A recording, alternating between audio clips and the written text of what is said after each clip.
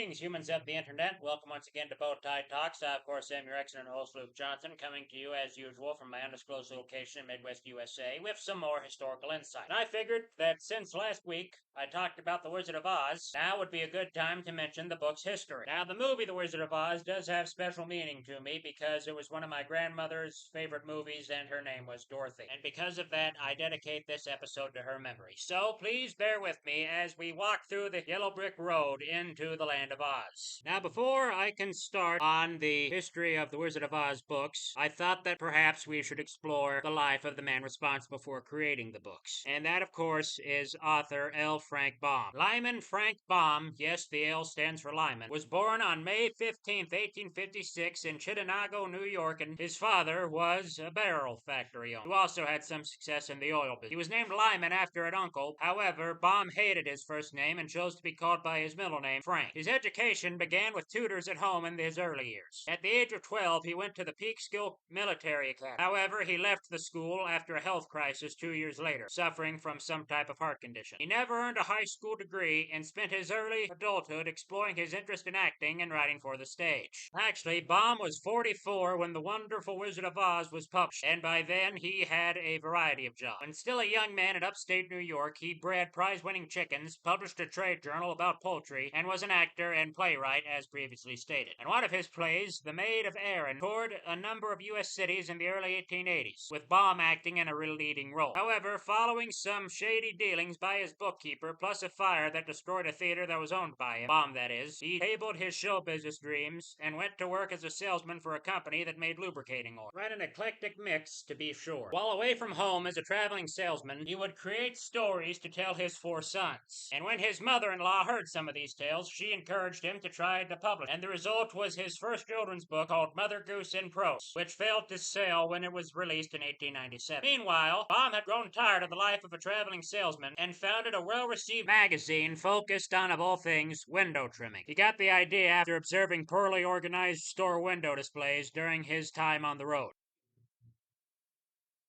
And in 1899, he published his second book for children called Father Goose, His Book, which was an unexpected bestseller, and it got his literary career rolling and helped generate interest in Oz, on which he was already working.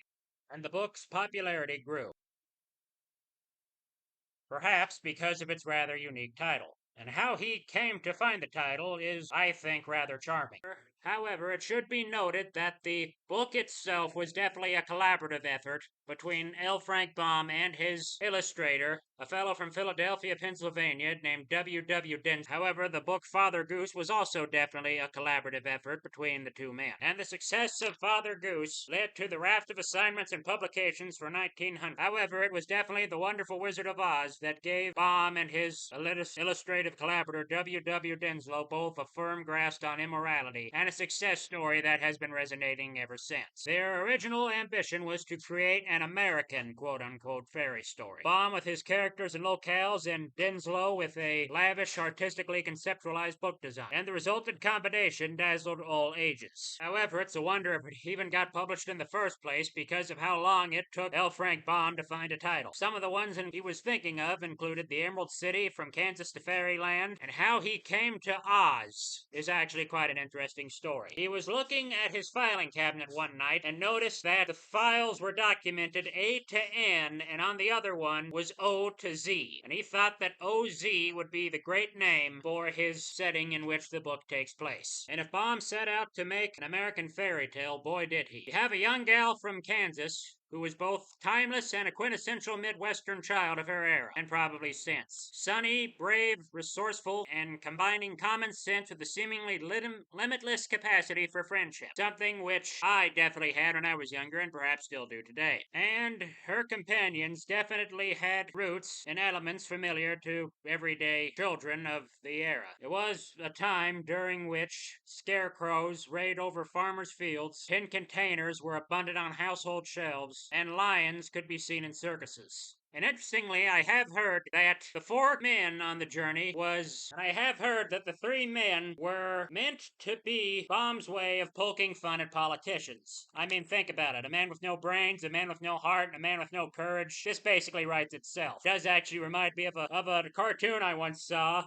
of Dorothy talking to the three men. And she says, "No brains, no heart, no courage. You must all be politicians."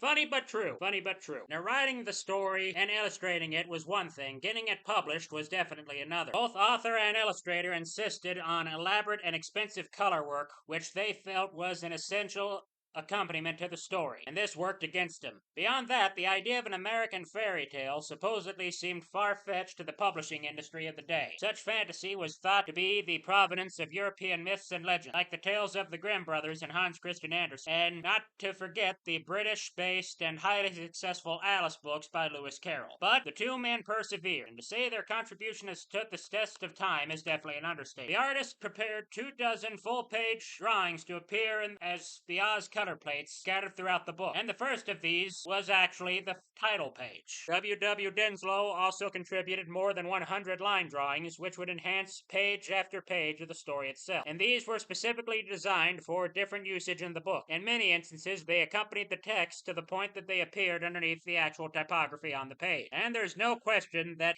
Denslow's work immeasurably contributed to the book's success. One journalist in the Louisville Courier Journal newspaper wrote, "The book's pictures surpass anything of the kind hitherto attempted," but virtually all the reviews for The Wonderful Wizard of Oz were beyond favorable. Among their quotes were references to Baum and Denslow as, quote, "those two quaint and whimsical geniuses," while Oz was also labeled the most fantastically delightful children's book of the year. And public approval for The Wonderful Wizard of Oz followed its happened almost after its publication date in September 1900. Approximately 35,000 copies were sold across the United States in its first 18 months. Another 4,195,667 volumes were sold between 1903 and August 1956, when Oz went out of copyright and into the public domain. That meant from that date, anyone and everyone could publish L. Frank Baum's story, and multi-millions of additional copies have been marketed and sold since then. Additionally, there have been abridged books, abbreviated reworkings for children, paint books, pop-up books, activity books, comic books, and graphic novels. The first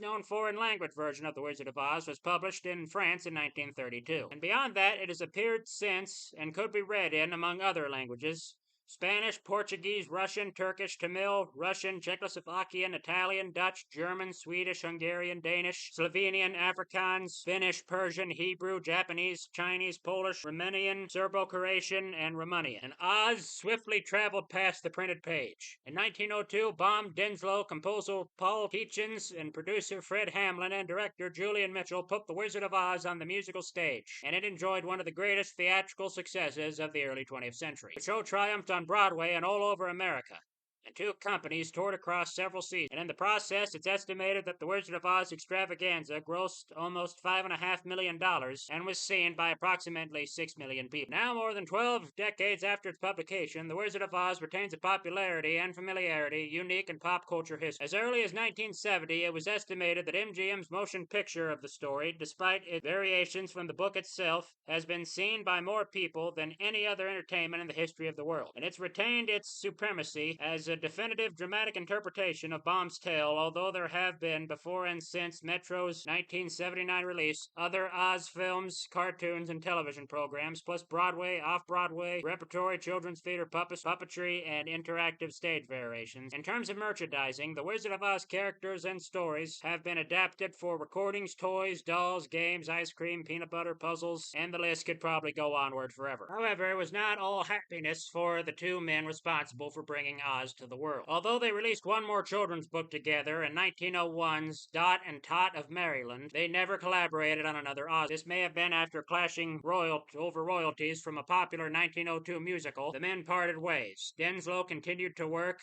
as an illustrator, and in fact, the Scarecrow and Tin Man characters from Oz showed up in some of his designs, but his career eventually went in decline after he developed a drinking problem. He died in 1915 in New York, 4 years before L. Frank Baum.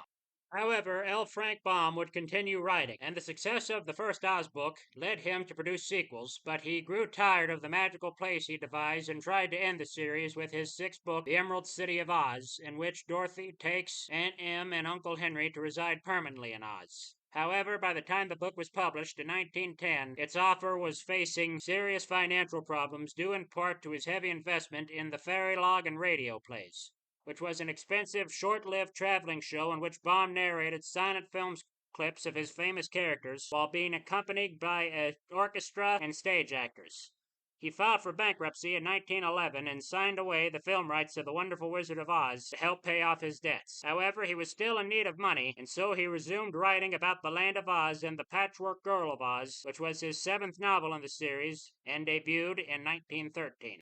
And during this time, L. Frank Baum had moved to Hollywood, just as the film industry was getting started. And he went on to co-found the Oz Film Manufacturing Company to make movies based on his books, for which he still held the film rights. He and his partners built a studio and in 1914 turned out a handful of silent films. But the elaborate productions were ahead of their time and failed to find a wide audience. The company shut down the following year, and one of Baum's sons co-wrote a Wizard of Oz adaptation that made it to the big screen in 1925. And the cast included one of my favorite film comedians, Oliver Hardy, who would later become half of the comedy duo Laurel and Hardy as the Tin Man. However, the film was not so well received by critics, and it was not until MGM's 1939 production that Oz found cinematic success, and L. Frank Baum's widow, Maud, attended the Hollywood premiere at Grauman's Chinese Theater that August. What have we learned here today? Well, I think we've learned that if you're persistent, your patience will be rewarded, and that the Tin Man, the Cowardly Lion, and the Scarecrow were actually politicians. Think about it, folks, and that inspiration can come when you least expect it. And I'd also like to thank the OzMuseum.com, History.com, and Biography.com for the information I used to make this episode. Thank you for listening, goodbye, and God bless.